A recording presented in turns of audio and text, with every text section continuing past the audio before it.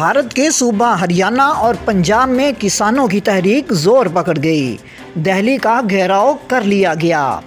से किसानों की तरफ से मोदी को कत्ल करने की धमकी के साथ साथ खालिस्तान जिंदाबाद के नारे भी लगाए गए। वाज़ेह रहे कि भारतीय हुकूमत की तरफ से पंजाब और हरियाणा के किसानों के लिए मुतनाज़ा क़वानीन बनाने के बाद सूरत हाल ख़राब हुई और किसान सरापा एहतजाज हुए।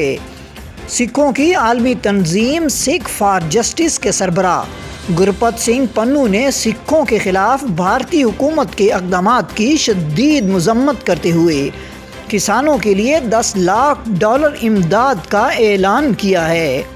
कनाडा में मुकीम सिख रहनुमा ने अपनी गुफ्तगू में मज़ीद क्या कहा, आइए सुनते हैं उन्हीं की ज़बानी।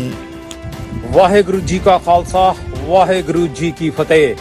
ਸਿੱਖਸ ਫॉर ਜਸਟਿਸ ਵੱਲੋਂ ਪੰਜਾਬ ਤੇ ਹਰਿਆਣੇ ਦੇ ਕਿਸਾਨ ਭਰਾਵਾਂ ਦੇ ਲਈ $1 ਮਿਲੀਅਨ ਦਾ ਐਲਾਨ ਕੀਤਾ ਗਿਆ ਹੈ ਔਰ ਉਹਨਾਂ ਭਰਾਵਾਂ ਨੂੰ ਮਿਲੇਗਾ ਜਿਨ੍ਹਾਂ ਨੂੰ ਦਿੱਲੀ ਪਹੁੰਚਣ ਤੱਕ ਕੋਈ ਸੱਟਾਂ ਲੱਗੀਆਂ ਜਾਂ ਉਹਨਾਂ ਦੇ ਟਰੈਕਟਰ ਟਰਾਲੀਆਂ ਦਾ ਕੋਈ ਨੁਕਸਾਨ ਹੋਇਆ।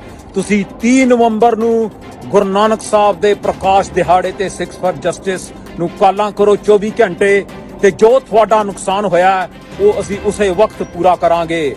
ਔਰ ਉਸੇ 3 ਨਵੰਬਰ ਨੂੰ ਤੁਸੀਂ ਪੰਜਾਬ ਦੇ ਆਜ਼ਾਦੀ ਲਈ ਹੋਣ ਵਾਲੇ ਰੈਫਰੈਂਡਮ ਦੀਆਂ ਵੋਟਾਂ ਵੀ ਰਜਿਸਟਰ ਕਰਵਾਉਣੀਆਂ।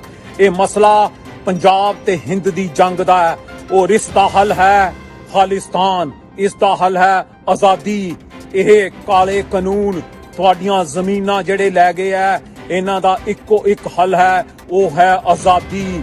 ਪੰਜਾਬ ਜਿਸ ਦਿਨ ਆਜ਼ਾਦ ਹੋਏਗਾ ਉਸ ਦਿਨ ਕਿਸੇ ਵੀ ਕਿਸਾਨ ਦੀ ਜ਼ਮੀਨ ਦੇ ਉੱਤੇ ਕੋਈ ਕਬਜ਼ਾ ਨਹੀਂ ਕਰ ਸਕੇਗਾ ਔਰ ਨਾ ਹੀ ਉਹਦੇ ਤੇ ਕੋਈ ਲੋਨ ਹੋਏਗਾ ਔਰ ਨਾ ਹੀ ਪੰਜਾਬ ਤੇ ਹਰਿਆਣੇ ਦਾ ਕੋਈ ਕਿਸਾਨ ਕਦੀ ਖੁਦਕੁਸ਼ੀ ਕਰੇਗਾ।